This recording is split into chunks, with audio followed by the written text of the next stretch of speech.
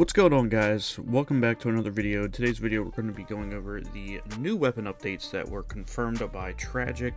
He is the principal designer for Remnant 1, 2, and for Darksiders 2. So if you haven't followed him already over on Twitter or X, whatever you want to call it, go ahead and follow him on there right there. But starting off, we have the hunting bow, increased perfect charge scalar, increased overcharge scalar, and increased stagger bonus from 5% to 10%. So nice buffs on the hunting bow. Now this is a list of all the classic style weapons, with the ones that you can kind of put whatever mods you want on it. So these are all the buffs that they are going to put onto the weapons in the next patch, to kind of give them a overall meta change within the, instead of using all the special weapons, which special weapons are nice, but it's good to see that they are buffing some of the older weapons, so that way they have a chance. So that was the Western Classic there. We also got the Service Pistol, increased magazine capacity 10 to 12, total ammo 110 to 120, reduced horizontal recoil, reduced vertical recoil, increased overall accuracy, still and moving, and reduced spread per shot. For the repair tool, this is the weapon they just added. They increased the ideal range, the heat decay, and the heat decay delay. So nice buffs all around there. And I will say, I think from all the weapons that I saw on the list here, these were pretty much just all around buffs. I didn't see one single nerf, I believe. So for the bolt driver, this is one of my favorite handguns. Increased pre-burst fire rate, increased ideal range, reduced horizontal recoil, reduced vertical recoil, and they put the note here, the pre-burst fire rate change increased both the burst DPS and the sustained DPS as well.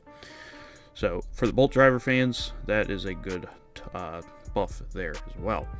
For the repeater pistol, they increased damage 15 to 16, reduced horizontal recoil, reduced vertical recoil, reduced recoil decay delay, and increased overall accuracy, still and moving. So again, overall buff to the repeater pistol there. Moving on to the next one, we have the Black Maul AR-47. I used to love using this weapon all the time. If you guys know my older builds, I used Black Maul almost religiously in my older builds, but we get increased magazine capacity, all that stuff right there. The Wrangler 1860, increased fire rate, reduced horizontal recoil, reduced vertical recoil, reduced spread per shot, reduced spread decay delay, and slightly increased reload speed. For the Huntmaster M1, increased damage 70 to 105, which that is a huge increase there. So that is a huge damage increase to make the Huntmaster more viable. Reduced fire rate, reduced reserves, reduced horizontal recoil, reduced vertical recoil, and slightly increased reload speed. The note they put on here is this is a damage upgrade to DPS, sustain, and total damage. The base burst was 120, now it's 130. Sustain was 73, now 105. And the total damage was 3430, now 3675.